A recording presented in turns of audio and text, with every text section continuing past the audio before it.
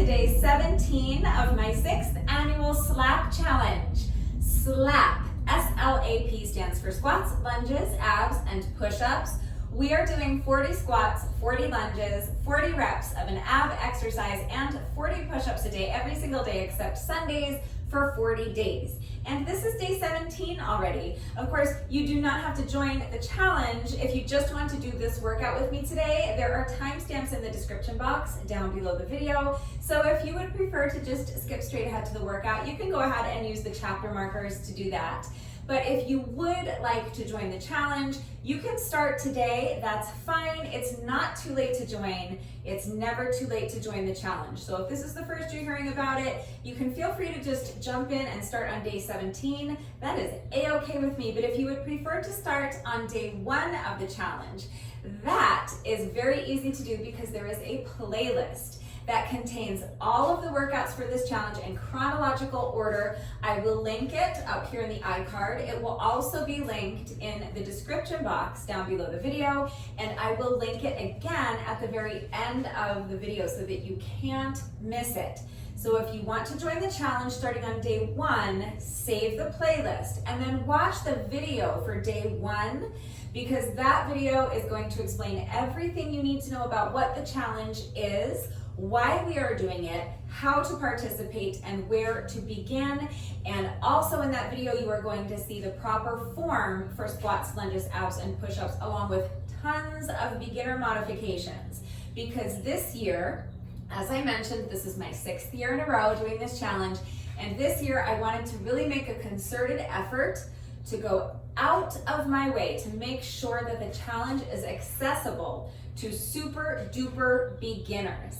So in that day 1 video, you are going to see how even if you think you can't do this challenge, you think you can't do a squat or a push-up, yes, you can.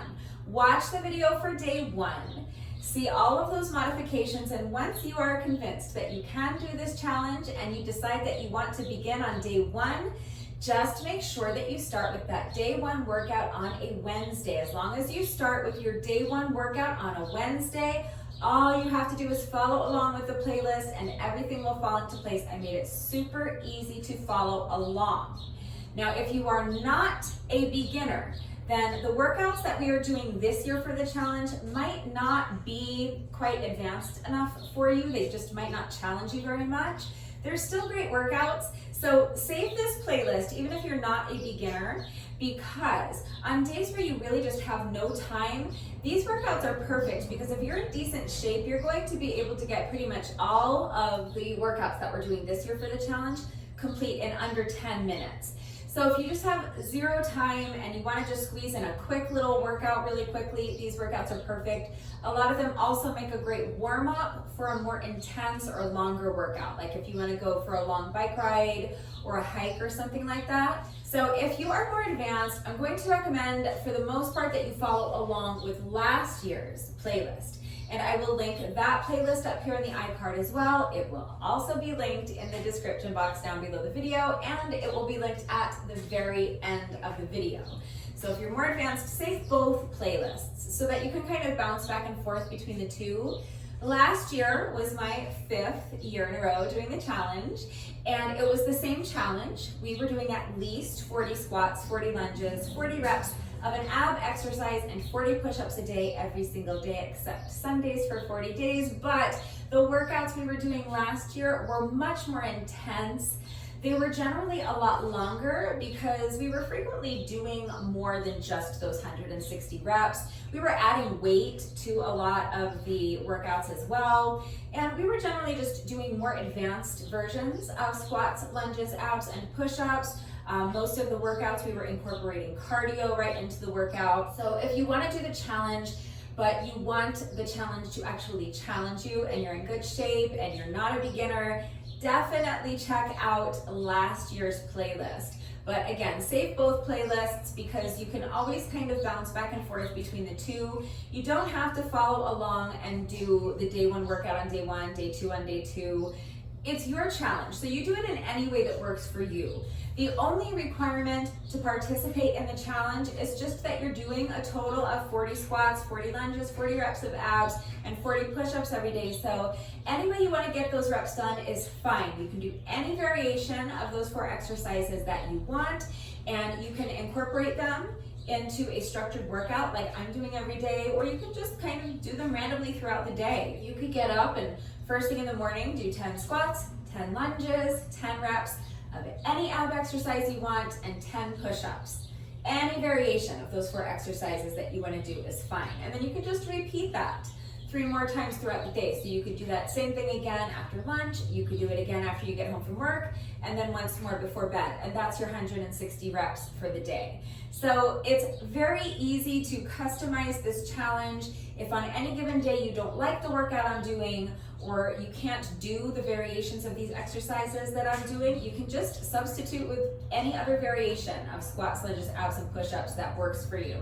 And if you don't like the workout that I'm doing today, but there was another workout that we've done prior in the challenge that you loved, just go back and repeat that one. If you liked last year's day 17 workout better than what we're doing today, do last year's day 17 workout. That's fine by me. It doesn't matter how you get your reps done. It doesn't even matter if you incorporate them into a structured workout. So if you are doing it, it's your challenge. Do it in a way that works for you. So let's go ahead and get into it. I'm first going to explain and demonstrate the exercises that we are doing for today's workout. I will also be providing equipment-free substitutions and beginner modifications. Then I'll explain the format. We'll do a quick 5-minute warm-up, and then we will get our reps done together. So I said equipment-free substitutions because I'm using equipment today. Now, I am gearing the challenge towards beginners this year, so I'm going to assume that you do not have equipment, and that's fine. You can still do this workout right along with me. However, if you do have a dumbbell, go ahead and get that ready, or maybe a kettlebell, because we are going to be using weight today. So if you have a dumbbell or a kettlebell, great, get that ready to go. If you don't, grab a household item. So what I've done here, I just took a water bottle. You can fill it with water. I filled this with uncooked rice just to try to make it a little bit heavier. You could do the same thing with a shampoo bottle. Any kind of household item will work, and you can fill it with water, uncooked rice, dried beans, kitty litter, powdered laundry detergent, something like that, okay? Just something to give it a little bit of weight. But as long as it's something that you can maintain a secure grip on, you're not going to drop it on your foot and hurt yourself, or you're not going to break something and make a mess, then pretty much any household item will work. So if you absolutely have nothing that's going to work for weight, or you're just really apprehensive about adding weight, don't worry, I will be providing equipment-free substitutions. But I encourage you to challenge yourself a little bit. It doesn't have to be anything heavy. This only weighs a couple of pounds. But I just want to kind of introduce the concept of adding weight so that as after the challenge is over and you're hopefully going to continue moving forward with these home workouts, you'll feel comfortable starting to add at least a little bit of weight to some of the exercises, okay? Just to challenge yourself a little bit more, start building a little bit more muscle, which is gonna help you burn more fat and see results faster. So definitely go ahead and grab a water bottle or a shampoo bottle or something like that. Fill it with water, uncooked rice, dried beans, whatever you've got. So this is all I'm using today. This is the only piece of equipment that you will need, unless you are doing knee push-ups maybe. You're going to want something soft beneath you if you're doing knee push-ups, and you may need to use a chair for support, but we'll get to that in a little bit. First, I just want to start by explaining and demonstrating the exercises that we're doing. So we'll start with our squat component. Today I'm doing wood chops. And I don't think that most people would consider wood chops a squat variation necessarily, but I'm going to use this for our squat variation because I just want to mix things up a little bit and keep it interesting, and I think that this qualifies. So before we get into the squat component of this, let me just explain the rest of the movement. So I'm going to hold my weight like this. I have one hand on either side of the weight. So if you're using a kettlebell, you can just hold it by the handles. If you're using a dumbbell, you can hold it by either end, okay? And then all I'm going to do is I'm going to start with the weight down towards one hip, and I'm really twisting my body thoracically. So I'm not just letting the weight come here. Watch my upper body, watch how I'm twisting. Okay, you really want to feel kind of a squeeze in your obliques. So not here, but here. Make sense? Look at my shoulder from here to here, because I'm twisting my body thoracically, okay? So from here, I'm going to make a big semicircle, like a big crescent. And I'm going to start here. I'm going to end up with the weight on the other side of my body and up above this shoulder. So I'm starting by trying to touch this back corner. If you're in a room, try to touch like the back corner of the room with your weight, like down the lower corner of the room. So you're down and kind of diagonally this way. And then you're going to bring the weight all the way up, so that now I'm trying to touch this corner, corner behind me on the other side and up high, okay? So think from down here all the way around to up here, okay? So you really want to explore your full range of motion. You want to make sure that you're twisting and really kind of reaching. I'm trying to touch this corner up here with my water bottle. I'm trying to touch that corner down there with my water bottle, okay? Does that make sense? It makes sense. All right, so while you're doing that, you're gonna add a little squat, okay? So you're trying to touch this back corner over where my little, what is that thing called? My gas meter is, right? So you're going to bend your knees and kind of squat down to try to touch that corner with your weight. And then as you bring the weight up in this big crescent shape, trying to touch this corner, you're going to straighten the knees, okay? So it is kind of like a squat. I'm counting it as our squat component today. So you're bending the knees and kind of squatting down, and then you're pressing the heels into the ground to stand. And that's the movement, okay? So just make sure that you're keeping your back flat and keeping the weight in your heels as you sink down into that squat, okay? So remember, for just a basic air squat, you're gonna start by tucking your shoulder blades into your back pockets. So your shoulders are back and down. Your chest is lifted nice and high. Abs are tight. You're gonna push your booty back as though you're trying to touch the wall behind you with your booty. And the reason we do that is to prevent this from happening. If you don't hinge at the hips first before you squat down, and you think of just squatting straight down, your knees are going to tend to end up out over your toes, and we don't want that. You want to keep your weight in your heels. So the way to do that is to hinge at the hips. So imagine trying to touch the wall behind you with your booty. Remember that you're keeping your chest lifted nice and high. So at the same time, think about trying to touch the wall in front of you with your chest. So your spine is nice and elongated. Your back is flat and the weight is in your heels. Do you see that I can actually pick up my toes? And then from this position is where you're gonna sink down into your squat, okay? Then actively press the ground away from you. Press your heels into the ground. Really activate all those muscles from your feet, through your legs, your quads especially, your glutes. Push the ground away from you to stand, okay? Shoulders back and down, chest is high, abs are tight. Push the booty back, back flat, weight in the heels, sink down into your squat. Then press the ground away to stand. So if you just want to do a basic air squat, that's your modification. All right, now if you want to add a little twist to it, that's fine. You can do the wood chops without any weight. So as you squat down, you can twist towards this knee, and as you stand, you can twist the other way. You can do the exact same exercise without any added weight. But you can also just stay here and do air squats, okay? Remember that any squat variation you want to do is absolutely fine. So just choose any variation that works for you, but we are going to be staying on the same side. If you're adding the wood chop, we're gonna be staying on the same side for the whole set, okay? So with weight, it's going to look like this. Hold your weight in front of you. Roll the shoulders back and down. Keep that chest lifted high. Hinge at the hips. Push the booty back. Keep your back flat. Keep the weight in your heels as you sink into that squat. Bring the water bottle down towards this hip like you're trying to touch that corner of the room. Now press your heels into the ground, straighten the legs to stand, and as you do, bring that water bottle up towards this corner. Really reach.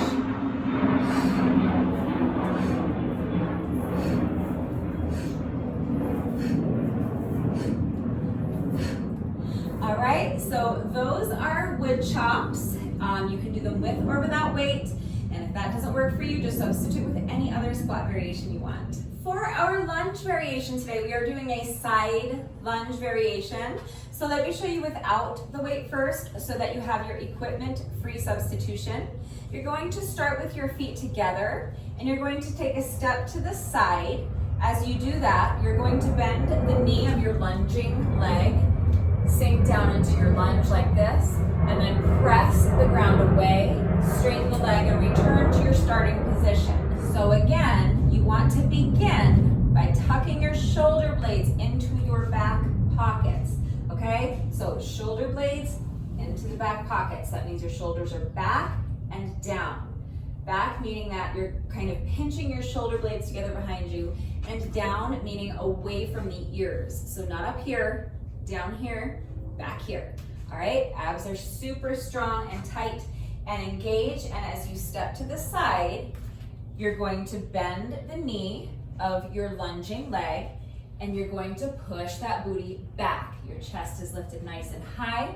You're trying to touch the wall behind you with your booty, trying to touch the wall in front of you with your chest, keeping that spine nice and elongated, keeping your back flat, and keeping the weight in the heel of this lunging foot so that the knee of this lunging leg is more over the heel of your lunging foot as opposed to being out over the toes, okay? And then you're going to actively press the ground away from you, so really push into the ground with the heel of this standing foot and step your feet back together, all right? So staying on the same side, just like we were for the wood chops, we're staying on the same side for the whole set. We're doing sets of 20, okay? So starting with your feet together, step to the side, lunge, back is flat, weight is in the heel, push the ground away, return to your starting position. Staying on the same side, step out and lunge, step it back. All right, that is a fast boy. That is your equipment-free substitution. So if you want to add a little something, you can add like a leg lift, that's fine, since you're not adding weight. If you want to kind of do something to make it a little bit more challenging or a little bit more dynamic, that's up to you. Remember, any lunge variation you want to do will work. So any side lunge variation you want to do, if you don't want to do side lunges, do dragon lunges, forward lunges, reverse lunges, any kind of lunge variation you want, okay? I'm going to be adding weight, so I'm going to start by holding my weight. Again, you can use a kettlebell or a dumbbell if you have one, that's great. If not, water bottle, shampoo bottle works just as well. I'm going to start by holding my weight up by my shoulder like this. This is my standing leg, so we're lunging out to this side. So this foot steps out and in. This foot stays planted, okay? So the side of my standing leg, that's where the weight is, all right? So I'm starting with the weight up on the shoulder that's on the same side as my standing leg. As I step out into that lunge, I'm going to bring the weight down and swing it between my legs.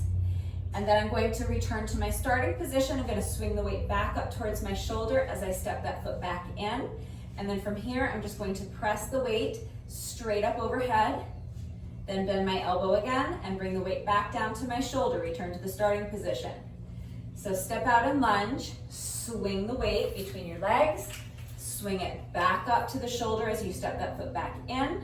Now straighten the elbow, press the weight straight up overhead, and then bend the elbow, lower the weight back down to your shoulder with control, return to your starting movement, or your starting position. Step the foot out and sink into that lunge, swing the weight. Swing it back up to the shoulder. Press the weight up overhead, return to your starting position. Lunge and swing the weight, swing it back up to the shoulder, overhead press. Lunge and swing, overhead press. All right, so that is my lunge variation for today. both with weight and without weight. And remember that you can do any other variation you want. If that doesn't work for you, if you need to hold onto a chair for support, that is absolutely fine. Just please make sure that if you do need to use a chair for support, that you are using a chair that is strong enough to support your weight. Also make sure that your chair is sturdy, meaning that it's not going to collapse or break on you when you put weight on it, and also that it's not going to fold up on you.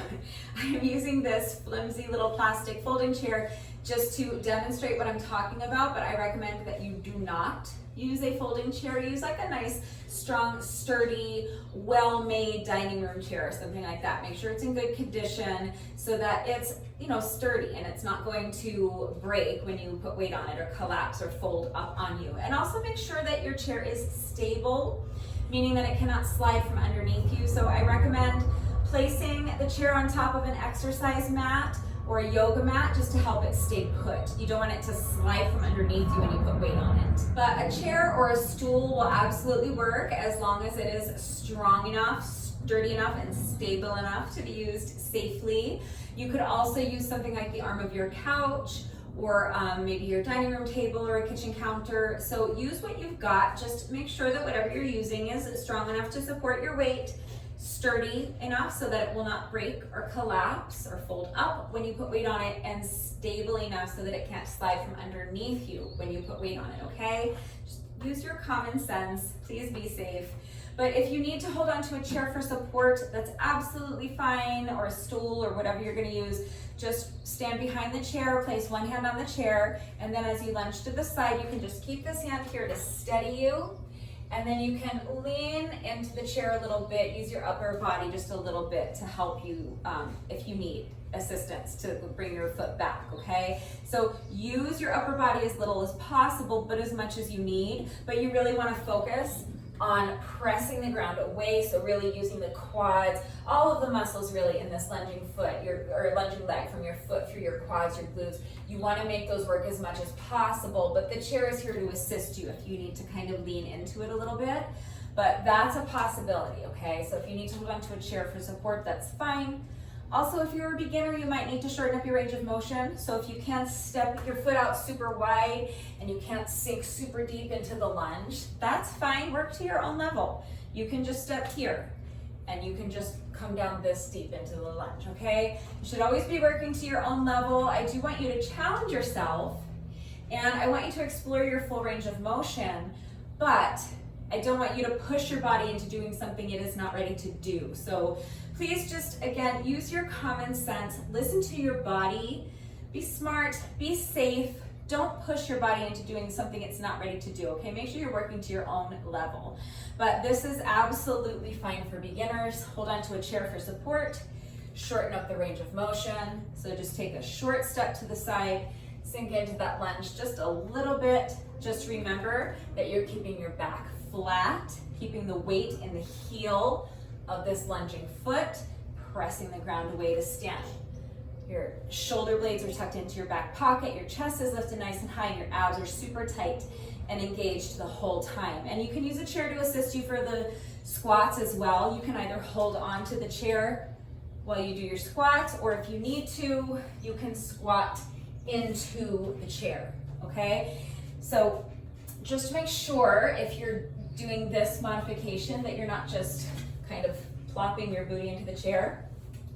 You want to make sure that you're controlling the movement. You don't have to go this slowly, but I'm just showing you how much the movement is completely under control. Then once your booty hits the chair, yeah, you can just sit into the chair. And then from here, you'll press your heels into the ground, press the ground away from you to stand, okay? But it's the same technique. Shoulders are back and down, chest is lifted high, abs are tight. You're pushing the booty back, like you're trying to touch the wall behind you with your booty, trying to touch the wall in front of you with your chest, elongating that spine, keeping your back flat, keeping your weight in the heels as you lower your booty down into that chair with control. Then sit in the chair, and then when you're ready to stand, you're pressing your heels into the ground, activating all those muscles from your feet through your quads. Really feel those quads, your glutes, and your core as you stand, okay? And if you want to add the little wood chop, you can try that. You can twist and tap this side of the chair as you squat down into it. And then as you stand, you can reach. So you're making that kind of crescent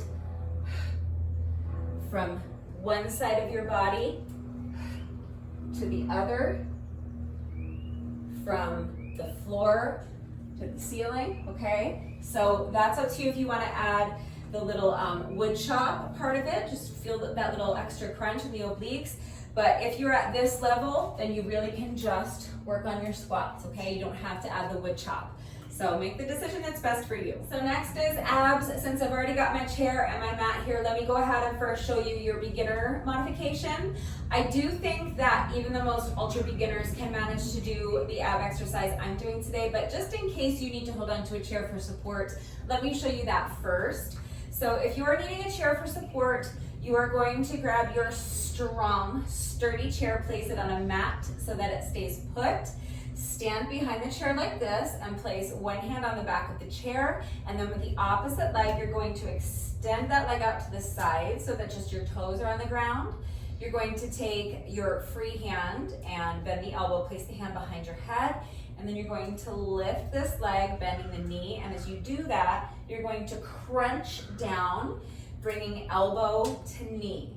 Your goal is to actually touch knee to elbow like this. But if you can't, that's fine. Work to your own level. You might be here. But that's what you're working towards. You're working towards actually tapping your knee with your elbow, okay? So just feel that crunch in your obliques and try as the hardest you can to get your elbow down to your knee, okay? So that is your ab exercise if you don't want to add weight, or if you need to hold on to a chair for support, but it's not what I'm doing today. I am going to be doing love bends today. I know this exercise has other names, but I call them love bends.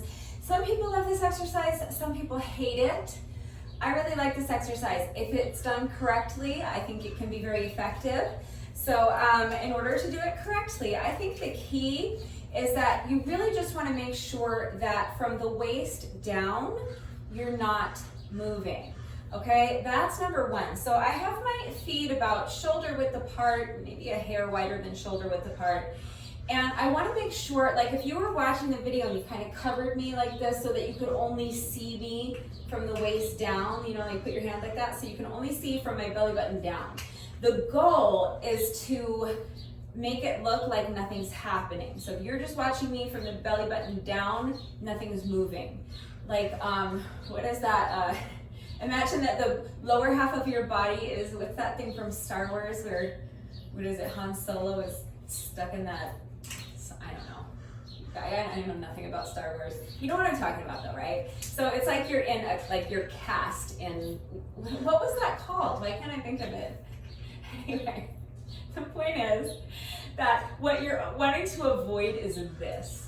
Okay, because what we're going to do, we're going to start by holding the weight towards one side, and we're just going to let the weight kind of fall down, following the line of your leg like this, okay? So the temptation is going to be, as the weight falls down this side, the temptation is going to be to do this. Do you see how my hip is jutting out towards this wall?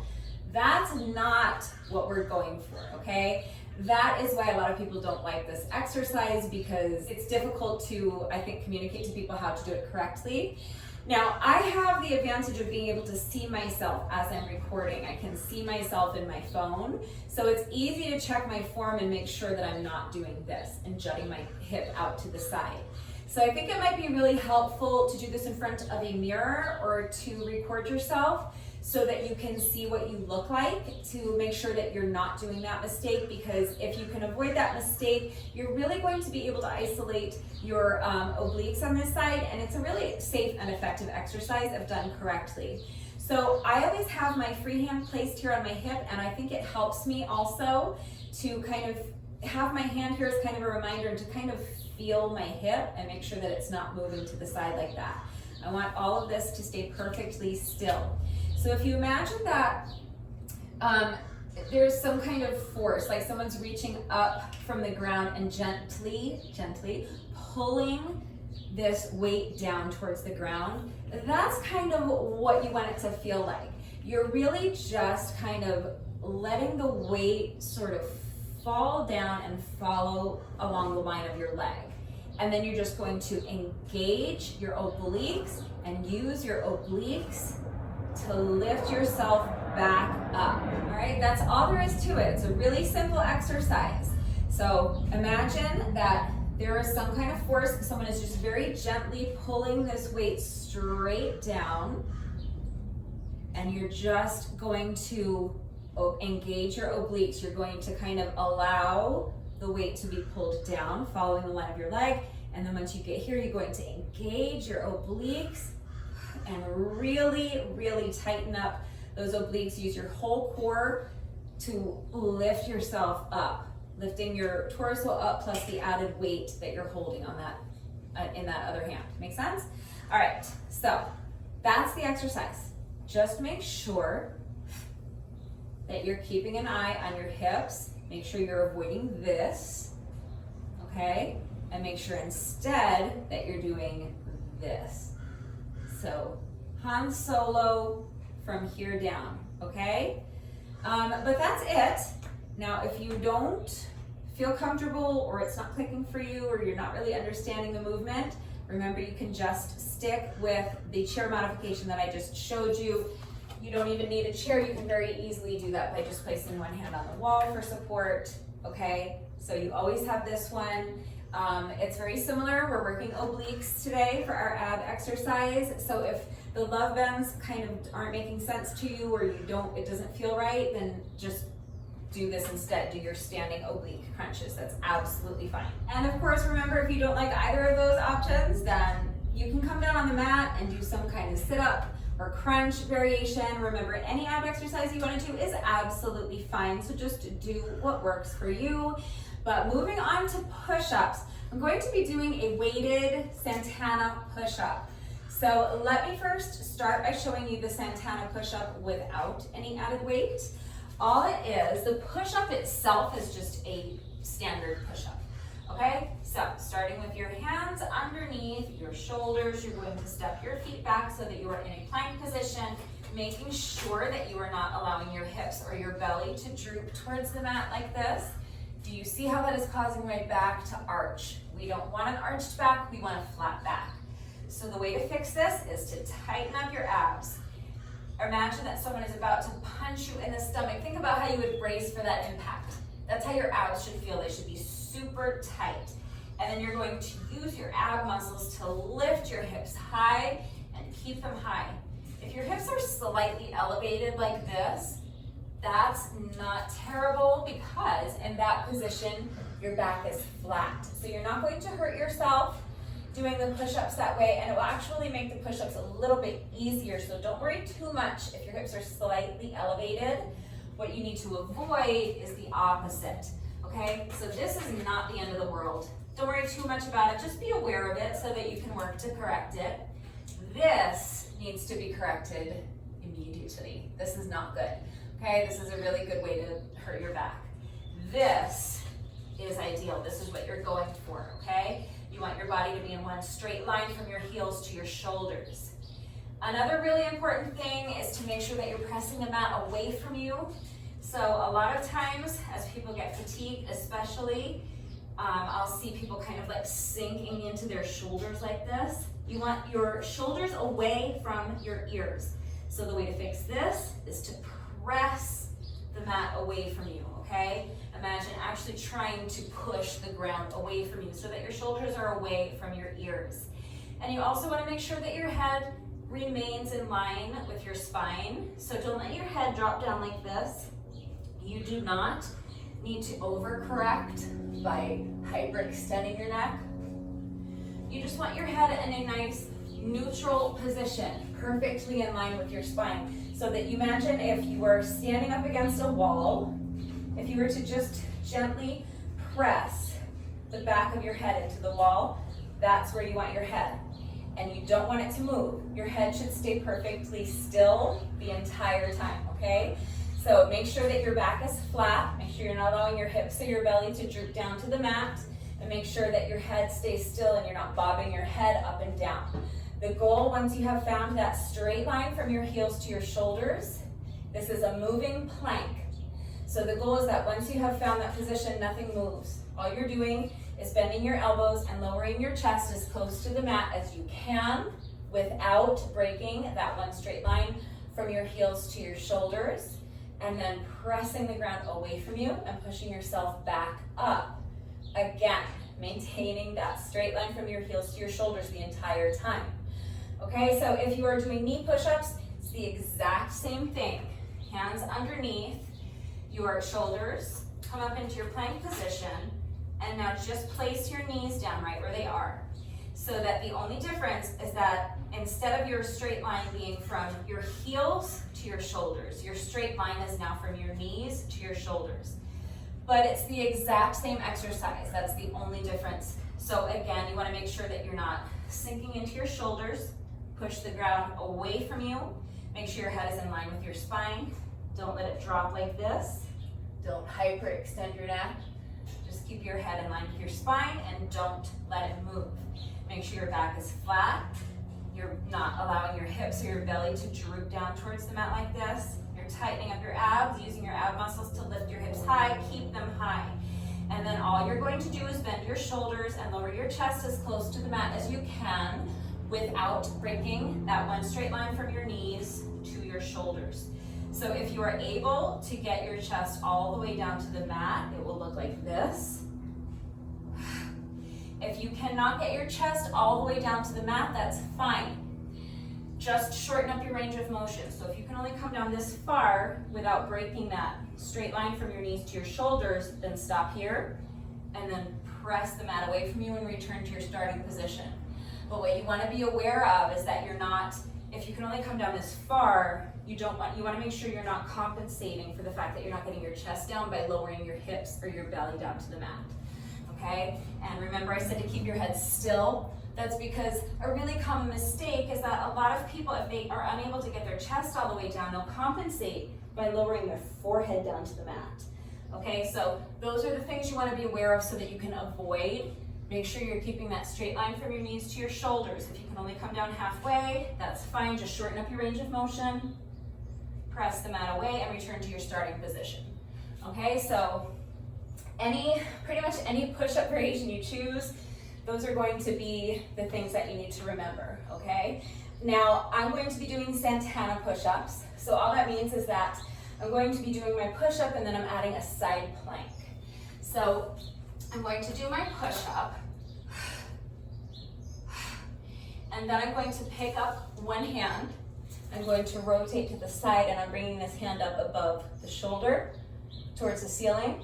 And then I'm just going to rotate back into my plank position, and that's it. All right, so it's just a push-up, and then a side plank. And of course, you can do the same thing from your knees. So you can do your knee push-up,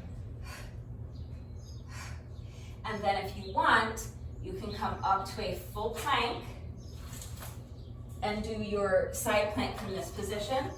Then put the knees down for another push-up.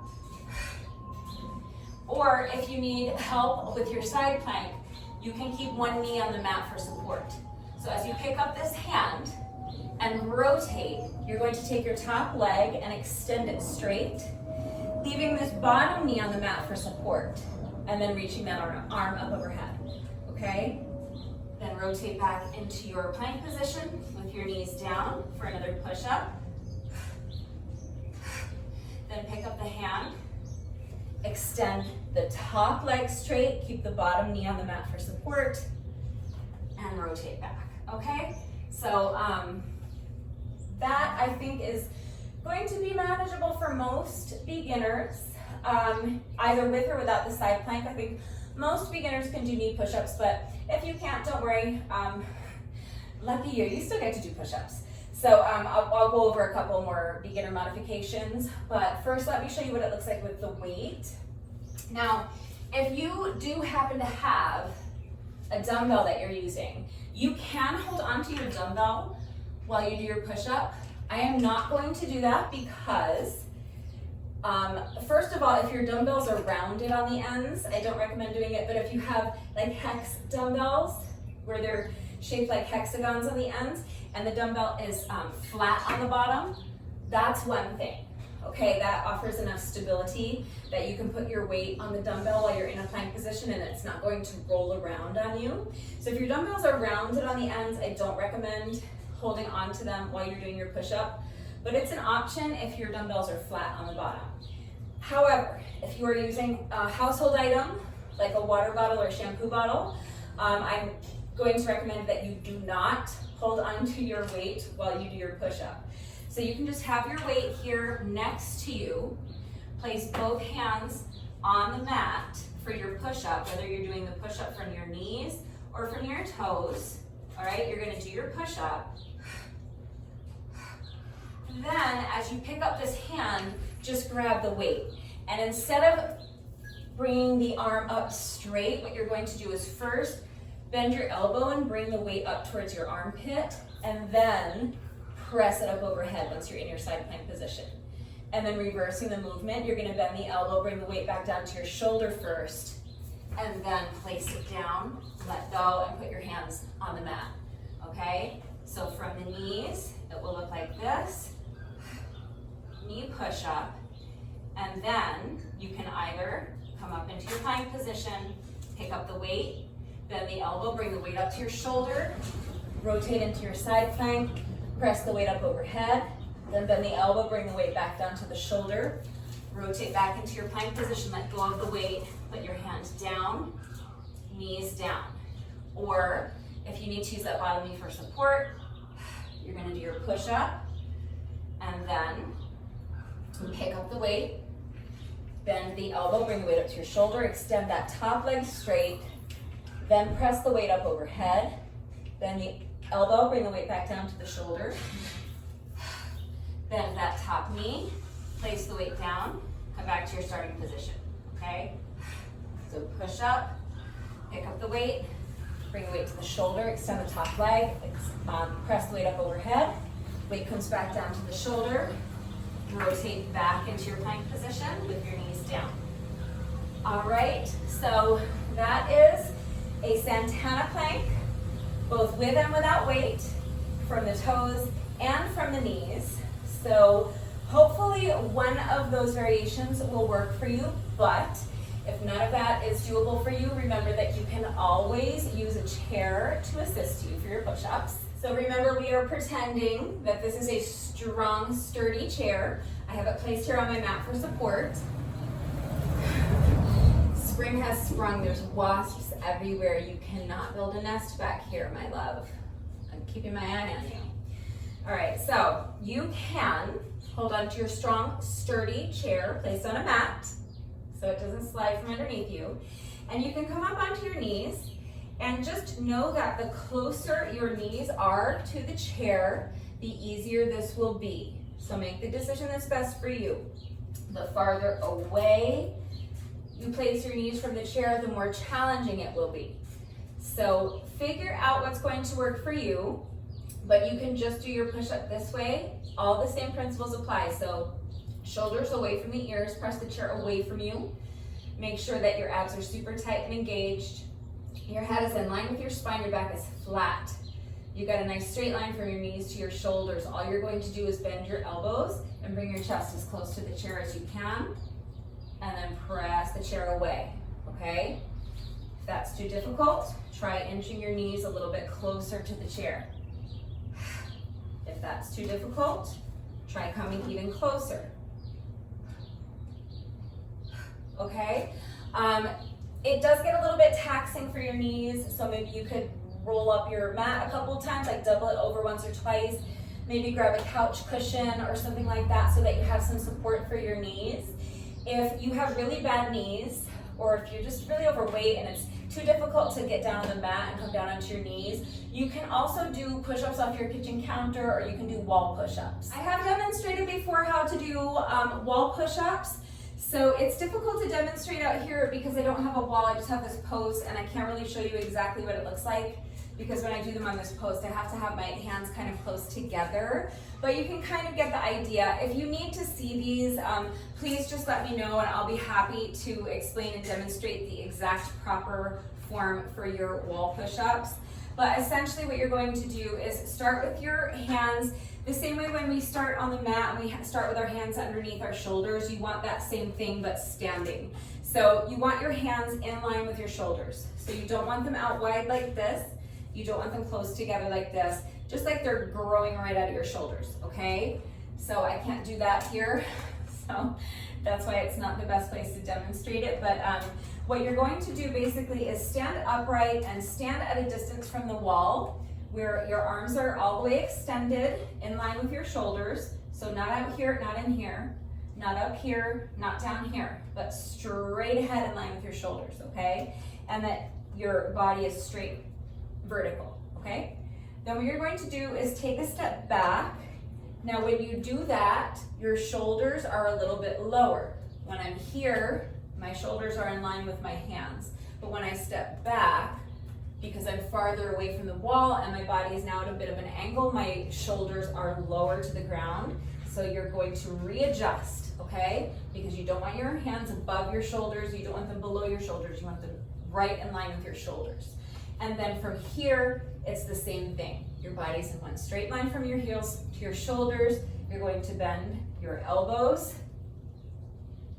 and just move like a moving plank, like your body is a 2x4, and you're just moving your body and keeping it in one straight line the whole time, moving your body towards the wall and then back away. You can do the same thing with your hands on your kitchen counter, maybe your dining room table or the arm of your couch, okay? So any number of elevated surfaces will work for that, and that's a great beginner push-up modification if you can't be on your knees. But that's it, that's all 4 exercises. Now here's the format. This format is a little bit different.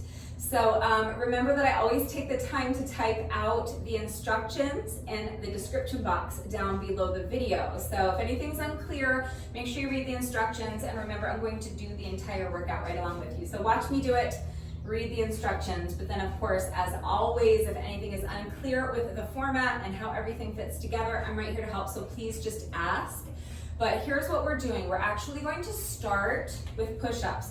We're doing kind of a difficult push-up variation today, so I'm going to break it up, and we're just doing sets of 5. So each time we're doing push-ups, you just have to do 5 push-ups at a time. Just breaking them up into small sets to make them more manageable. So we're going to start with 5 push-ups, and you're going to stay on the same side for all 5 reps. Now, if you're doing wall push-ups, or if you're not adding the side plank, then don't worry about that. But if you're adding the side plank, any iteration of that side plank, just know that we're not alternating sides. You're going to do your side plank to the same side for all 5 reps, okay? Then we're going to move on to our squat variation, which is wood chops. So again, I'm staying on the same side for the entire set, but we're doing 20 wood chops. So I'm going to start with my weight on this side, and I'm going to lift it up to this side, and I'm going to stay there for 20 sets. Then another set of push-ups. So what we're doing is sneaking in 5 sets of push-ups before each of the other exercises. So 5 push-ups and then 20 wood chops. Then another 5 push-ups, and then we'll move on to our lunges. Another set of 20, okay? So we're doing sets of 5 with the push-ups. Everything else, squats, lunges, and abs, we're doing sets of 20. So I'm going to stay on the same leg for the entire set of 20. So I'm going to be lunging towards this side, pressing my weight up overhead for 20 reps, okay? Then before we move on to abs, we will sneak in another set of 5 push-ups. And this whole time, I'm on the same side with my push-ups, okay? We're gonna repeat this circuit a total of 2 times. So the first time through, I'm always going to have the weight in the same hand for my push-ups. And I'm always going to be doing my side plank to the same direction for my push-ups, okay? For all 4 sets of 5 that we're doing. Then our abs. So I'm doing love bends. Again, I'm going to hold the weight in one hand, and I'm going to go to the same side for 20 reps. Doing sets of 20 squats, lunges, abs. So a set of 20 all to the same side. And then we'll finish up the circuit with our final set of 5 push-ups. That's round 1. Now to begin round 2, we're starting again with push-ups. So you're going to switch sides to start round 2. You'll do 5 push-ups on the other side, okay? And then you're going to repeat the circuit, just switching sides for each exercise. So after your first set of 5 push-ups on the opposite side, you're going to go back to your squat variation, which for me is wood chops. So I'm going to do a set of 20 wood chops, but this time I'm going to start with my weight here and bring it up here, okay? So the opposite side of whatever side you did the first time through the circuit. Then another set of 5 push-ups, and then onto our lunges. So with round 1, if I was lunging in this direction, with round 2, I'm going to reverse that. So this is going to be my standing leg, this will be my lunging leg. I'm lunging towards that wall. This is my standing leg, which means the weight will be on this side. I'm going to lunge to the opposite side, swing the weight, press it up overhead, okay? All 20 reps on this side. Then before we move on to abs, we'll do another set of 5 push-ups. And then finally, we will do our love bends on the opposite side. So just remember which side you worked the first time so you can work the opposite side the second time through the circuit. And then we'll finish with one final set of 5 push-ups. And that is how we are getting our 160 reps done today. So if there are any questions about how that all works, how it fits together, if you have questions about the exercises that we are doing today, if you have any doubts about how to do the exercises with the correct form, or if you need any further help with equipment-free substitutions or beginner modifications, please ask. It's incredibly important that you understand the movement. You have to understand what it is that you're asking your body to do. You have to really make sure that you understand how to do the exercises with the correct form before you begin the workout, so that you reduce your risk of injury, and just so that you make sure you're getting the maximum benefit out of each exercise. And you guys know it's incredibly important to me that all of my workouts are always accessible to anyone and everyone who wants to do them with me, and especially so for this challenge this year. So I'm always here to help facilitate that. Do not hesitate to reach out if you have any questions or if you need help. And finally, before we begin, I just want to remind you, especially if you're going to be working out along with the video, to please remember to make sure you're going at your own pace and do not sacrifice your form for speed. If you're in good shape, you'll probably be faster than I am, and that's great, as long as you're not sacrificing your form to get there. But you might also be slower than I am, and that's absolutely fine. If you're slower than I am, then just be where you are, okay? If you find yourself kind of racing through the exercises because you're trying to just go fast for the sake of going fast, or because you're trying to keep up with me, that's a little bit risky, because when you start to kind of rush, your form might start to become lacking, and once your form is lacking, that's when you're really increasing your risk of injury. I don't want anyone getting hurt. So it's really important that you understand how to do the exercises correctly before you begin the workout. It's equally as important that you actually do the exercises correctly during the workout. So remember to mind your form. Go at your own pace. If you fall behind, you can always pause the video, and once you're caught up, just come back. If you need to pause and rest, pause the video, rest for as long as you need to, and then come back when you're ready. I want you to challenge yourself to keep your rest breaks as short as you can, but your rest breaks should be as long as you need. So only come back, only resume the workout once you feel that you are capable of doing so with proper form. All right, so rest as long as you need, but do challenge yourself to keep the rest breaks as short as you can. But always, you want to make sure first and foremost that you're minding your form. So please just remember to go at your own pace, mind your form. Do not sacrifice your form for speed. Hopefully I've covered everything. If you are ready to go ahead and start the workout, first of all, get some sort of weight if you want to add weight. You have your equipment-free substitutions, so you don't have to add weight if you don't want to, but if you want to try adding a little bit of weight, I encourage you to grab a dumbbell or a kettlebell if you have one, obviously, but if not, grab a water bottle or a shampoo bottle filled with water or uncooked rice or something like that. Grab a strong, sturdy, stable chair or a stool if you need to hold on to something for support. Grab a yoga mat or an exercise mat if you're doing knee push-ups and you need some protection for your knees. If you don't have a mat, a towel may suffice. If you're working out on a carpeted floor or on grass, you may not need anything at all, but if you're doing knee push-ups, you definitely want to grab an exercise mat or a yoga mat if you have one. And now you can pause the video, go get dressed, gather whatever equipment you need, and then meet me right back here. We're going to do a quick 5-minute warm-up together, and then we'll get our reps done. All right, so as soon as you're ready, let's get started with our quick 5-minute warm-up routine. You're going to start by just letting your head gently fall towards one shoulder, and then just place your hand on top of your head. You're not pulling your ear towards your shoulder. You're not actively pulling down. You're just resting your hand on your head, and you're allowing gravity to do the work of gently pulling that ear towards your shoulder so that you feel a nice stretch in the other side of your neck. Now we're going to switch sides so that your head falls towards the other shoulder, and just rest your hand there. Don't pull, just rest and let gravity do the work. Make sure you're not letting this shoulder creep up like this. Keep your shoulder down and relaxed. Now we're going to do some head rolls. So you're going to drop your chin to your chest and then roll your head towards the other shoulder and back again. And with each roll, just kind of feel your head getting heavier and heavier. And you want to just let your arms relax like you're a rag doll, and you're just kind of increasing your range of motion with each roll. And now we're going to do some shoulder rolls.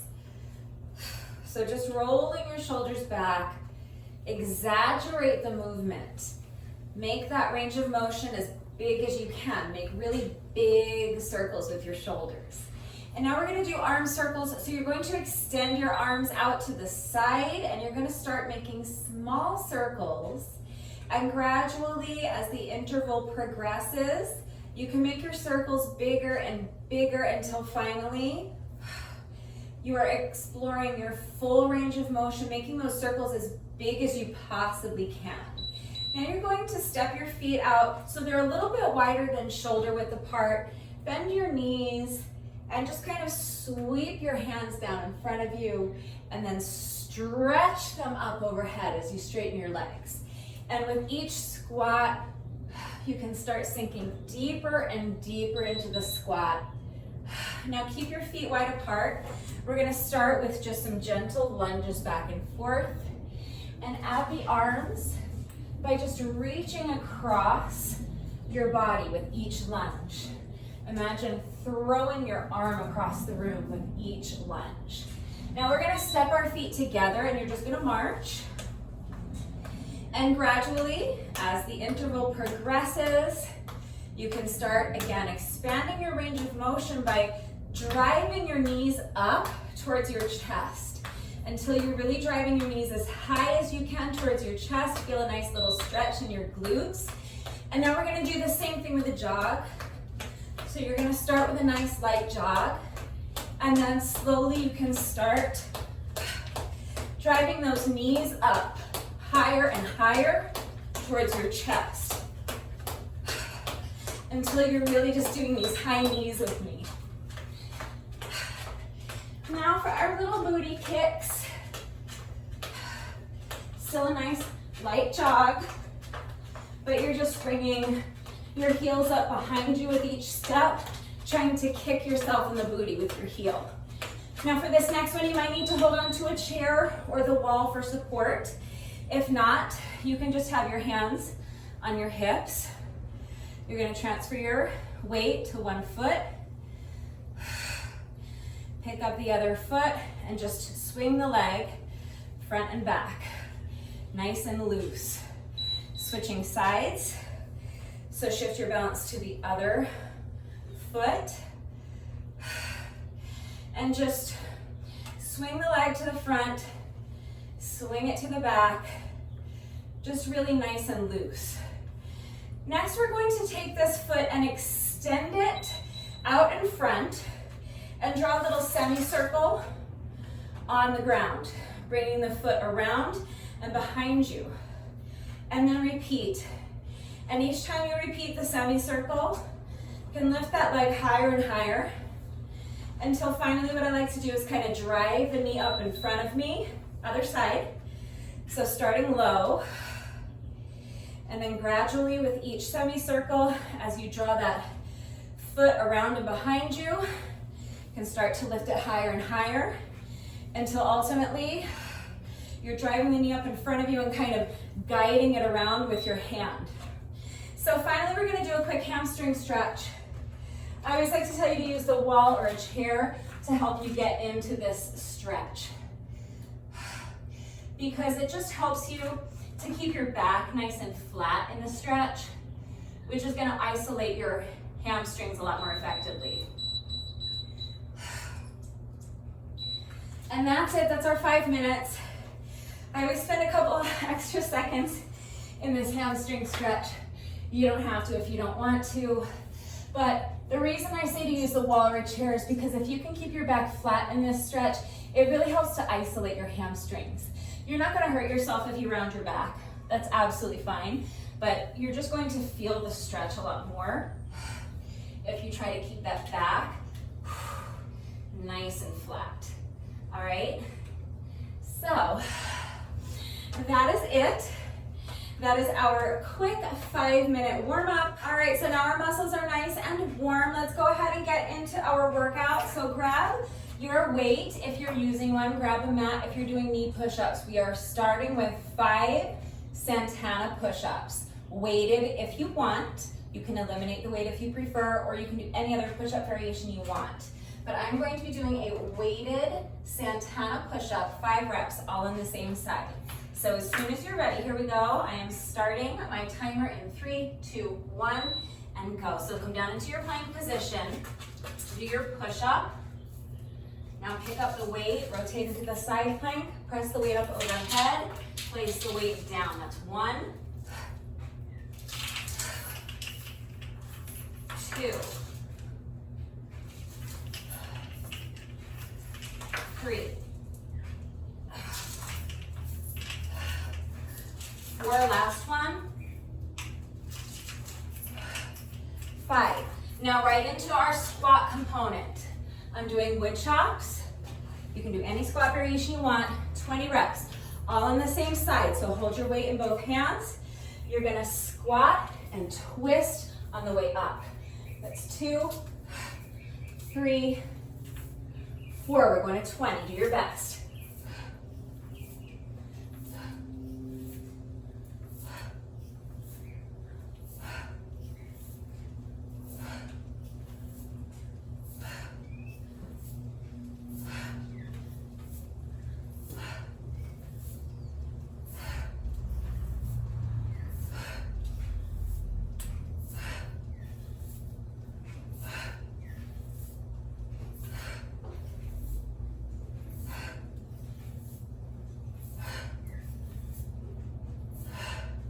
That's 20. So now another set of push-ups, same side. We're not switching sides until we go through the circuit again. So push up, press the weight up overhead. That's 1, 2, 3, 4, last one, and 5. Right into lunges if you can. If you need to pause and rest, pause and rest. As soon as you're ready, weight up by the shoulder, lunge to the side, swing the weight, press it up overhead. That's 1, 2, we're going to 20. 5,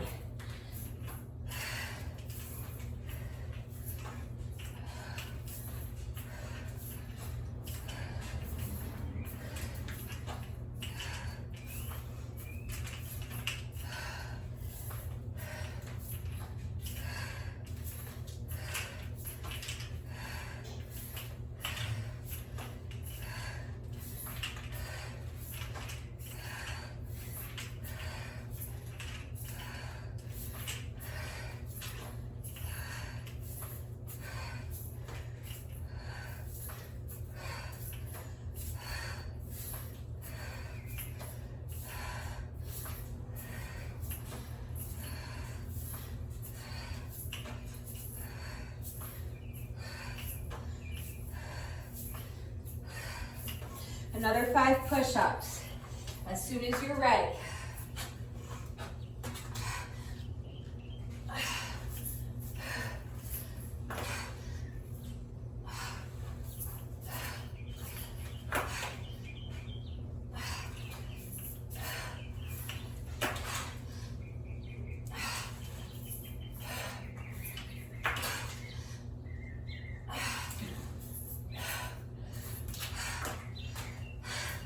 Last is abs. So 20 love bends, all on the same side. So just letting the weight fall to one side, making sure not to jut that hip out, keeping still from the belly button down. That's 3, 4, 5. We're going to 20, so do your best.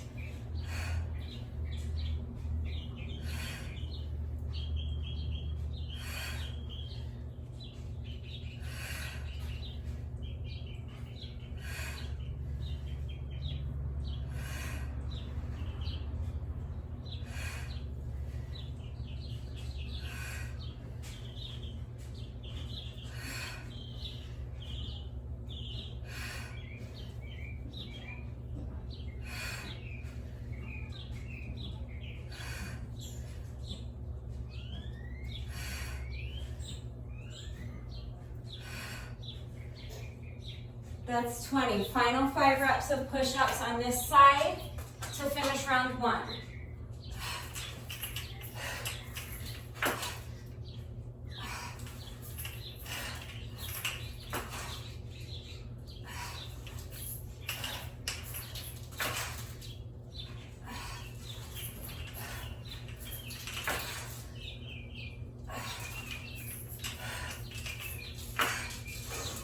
All right, that's round 1. Now we're starting round 2. So switch side for your push-ups. We're starting with 5 reps of push-ups. Now with the weight on the opposite side. When you are ready, here we go.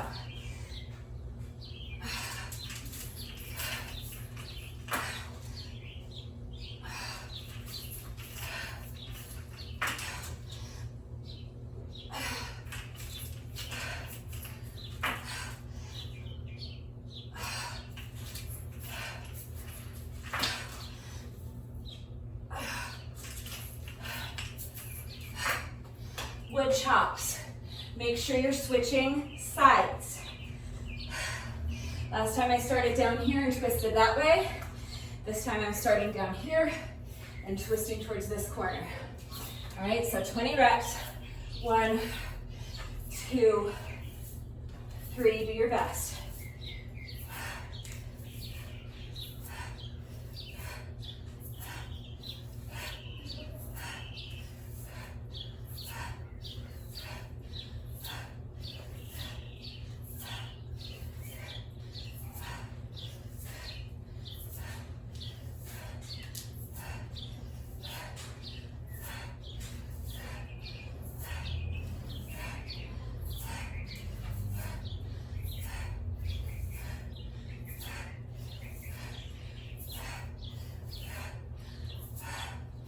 Push-ups, 5 reps.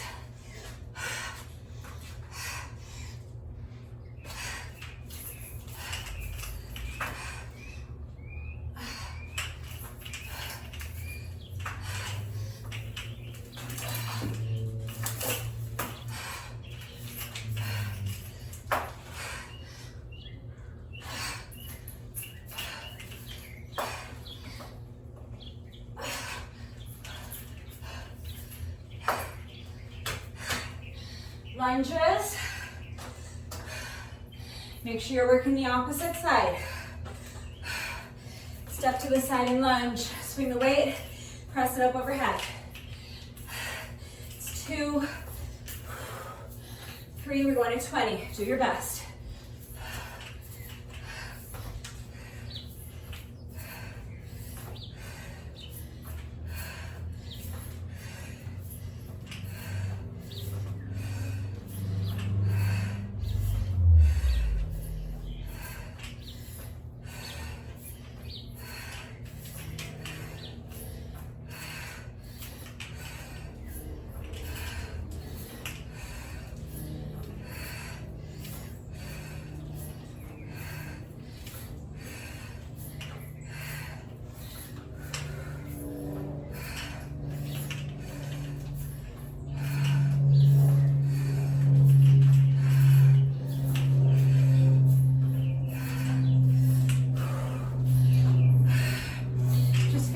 reps to go. Let's push. 5 more push-ups.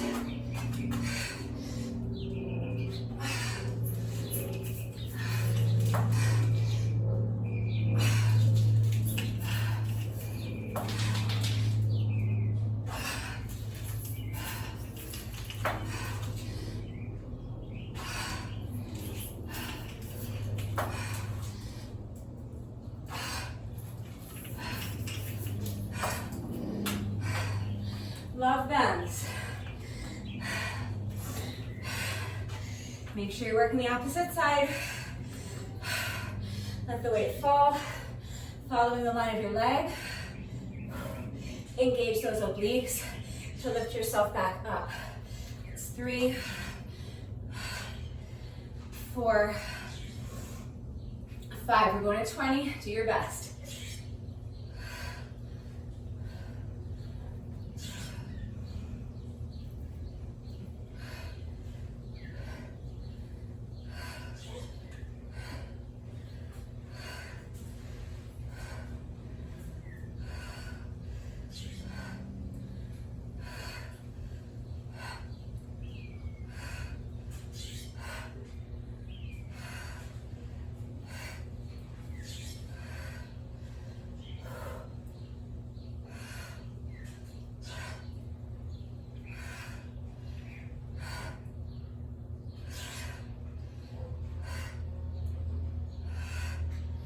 Last one.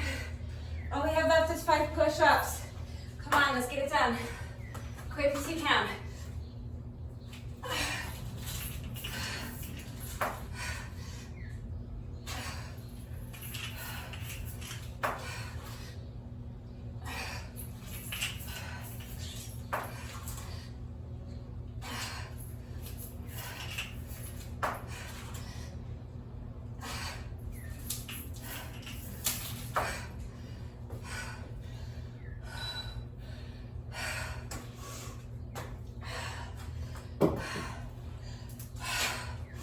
All right, get up.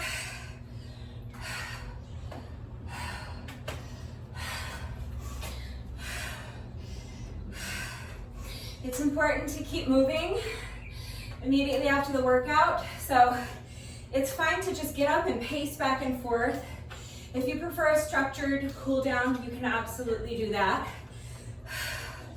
But as long as you're moving, kind of keeping the circulation going while you allow your heart rate to come down a little bit, that's what's important. So this is also a good time to maybe stretch out your shoulders a little bit after all those push-ups. And we were not only pushing up our own weight today, but we were pushing up additional weight with our push-ups and our lunges. So maybe work the shoulders a little bit more today than we normally do, or than we have been so far during this challenge. So it's a good idea to just stretch them out a little bit. Maybe stretch the triceps a little. Swing out the arms. Maybe a quick quad stretch.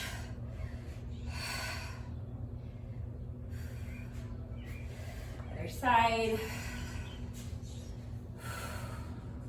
And once you feel your heart rate starting to normalize,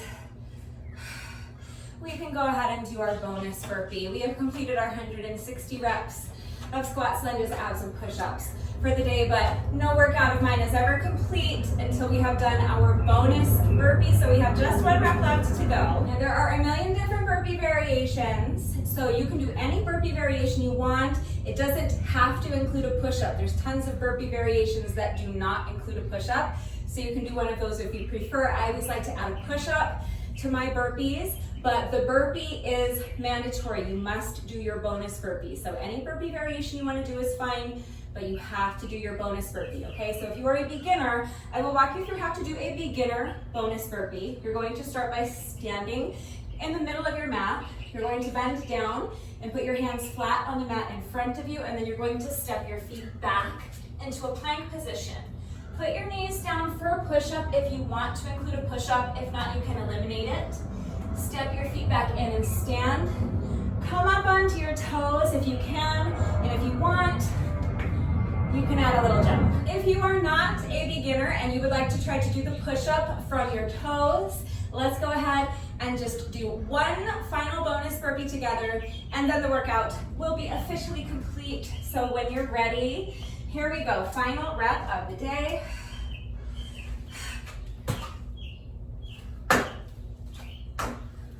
All right, with that, the workout is now officially complete.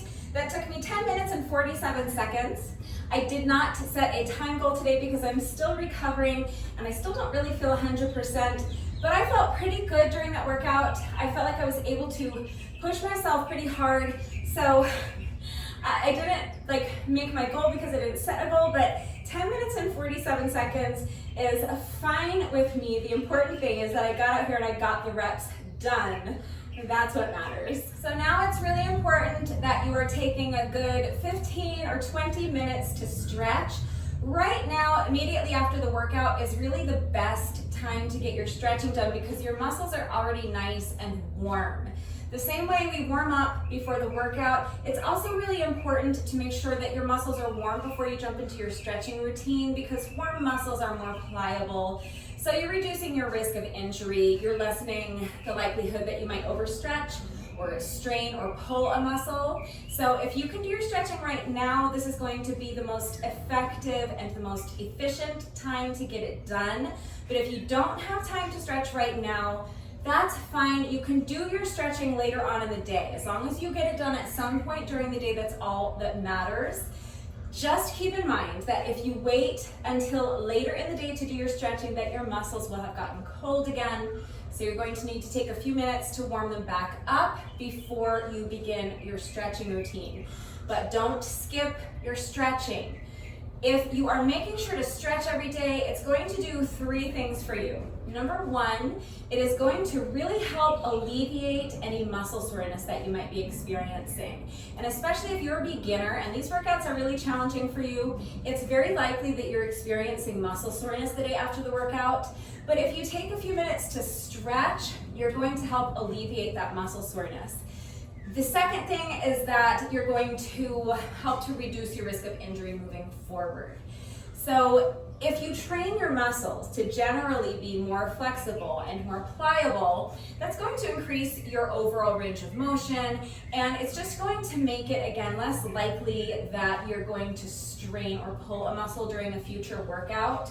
So it's really important for that as well. But also the third thing is that you're just going to increase your flexibility and your mobility. So that is important in and of itself. I think that flexibility and mobility are generally kind of overlooked and undervalued as aspects of your overall fitness level. So it's valuable just to improve your flexibility for flexibility's sake. So it's really important to make sure that you are taking the time to stretch. If you're a beginner and you don't know what to do for a stretching routine, just go on YouTube, search stretching routine for beginners. Or if your muscles are really tight and you're really inflexible, search for a stretching routine geared towards inflexible people. And there's gonna be tons of good stuff out there. If you are interested in the stretching routine that I do, it's not my stretching routine, it's just a stretching routine that I found on YouTube many years ago and I liked it. It works for me, so I stuck with it. It's really the only stretching routine I ever do, and I do it every day after the workout. So if you want that link, just ask. I'm more than happy to share it with you, but it doesn't matter what you do for your stretching as long as you get it done. It's really important. Please don't skip your stretching. Before I stretch, I'm going to add on 20 minutes of moderate paced cardio with my jump rope. That is why I'm holding Rude Becca. Rude Becca, if you don't know, is my adorable black jump rope with these cute little white skulls on the handles.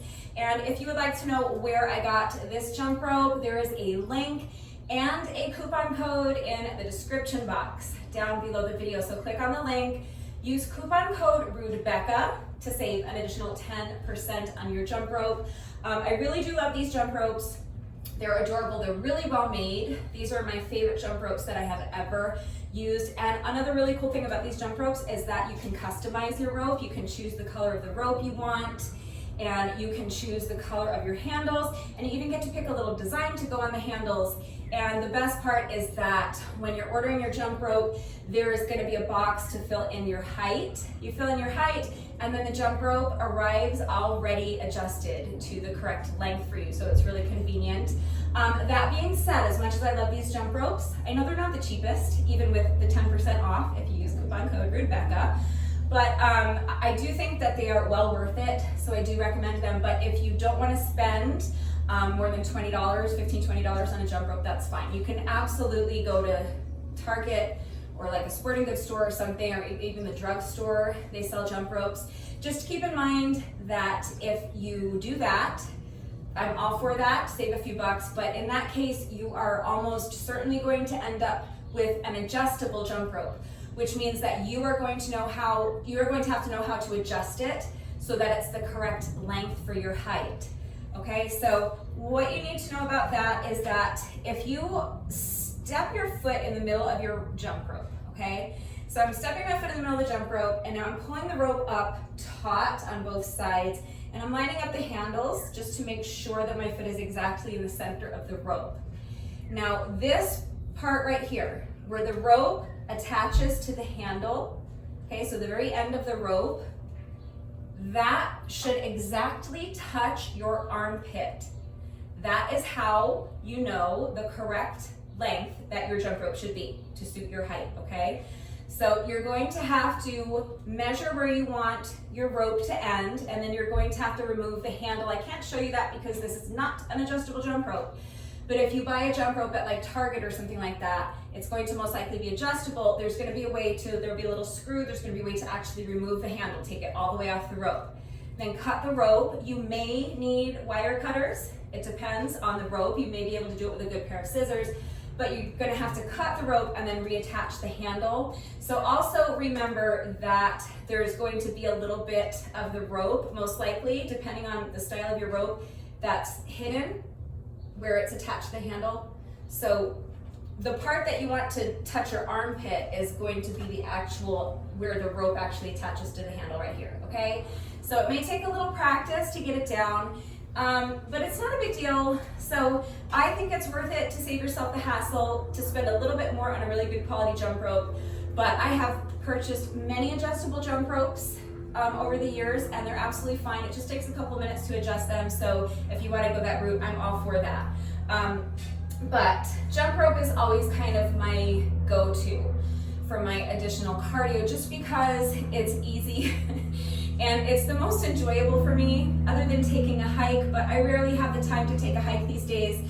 So this, I can just set my timer for 40 rounds of 10-second rest intervals, 20-second work intervals, and that's 20 minutes. I put on some music and 20 minutes, just get my cardio done, okay? So for me, this is the easiest and like the most enjoyable thing to do for cardio, because I know a lot of people really don't like cardio, but if it's something where you can like play some music and just kind of not think about what you're doing, it just makes it go by a lot faster. But I don't always jump rope. 9 times out of 10 I'm jumping rope, but sometimes I'll go for a jog. Like I said, when I have time, I love to go for a hike. But you know, if I go for a hike, I'm gone for hours and I just haven't had time to do that. But that's a great option if you have time and you live close to hiking trails. Sometimes I'll hop on the exercise bike for 30 minutes. So if you have an elliptical or an exercise bike or a treadmill, something like that, you can absolutely hop on one of those for 20, 30 minutes or more if you want. You can go for a jog or even just a brisk walk. You can go for a bike ride if you have a bike. If you have access to a pool, you can go for a swim. If you have a heavy bag, you can work on your heavy bag. So any kind of moderate paced cardio is absolutely fine. It doesn't have to be more than 20 or 30 minutes. It can be more if you want. So the additional cardio is not part of the challenge. The reason I'm talking about it is because it's the way I do the challenge. So again, this is my 6th year in a row doing the challenge, and every single year, this is how I do the challenge. After every single workout, when I can, aside from the fact that I was out of commission for like 2 or 3 days last week and I could barely move, I eliminated my additional cardio on those days. So listen to your body, okay? I needed to rest, so I rested, but this week I'm gonna pick it back up with adding on the additional cardio after each workout. That's just the way I like to do this challenge, and I do it this way every year because I am trying to use this challenge to get myself back in shape. I want to lose weight. I need to rebuild my stamina. I want to strengthen my heart and my lungs. So doing the additional cardio after each workout, for me, it really helps me to see results faster. It helps me to accelerate that process. And the sooner I start seeing results, the sooner I start noticing myself getting stronger, the sooner I start noticing that my stamina is beginning to improve, the sooner I start noticing that I'm losing fat and my clothes are fitting better. I find that really encouraging, and that helps me to keep going. Motivation can be really difficult to come by, and motivation is key to sticking with this challenge. It's hard to find the motivation every single day to get dressed and get out here and do the reps. I get that. That's part of the reason we're doing this challenge, is to help establish that habit of daily exercise by forcing ourselves to just get out here and get the reps done every single day.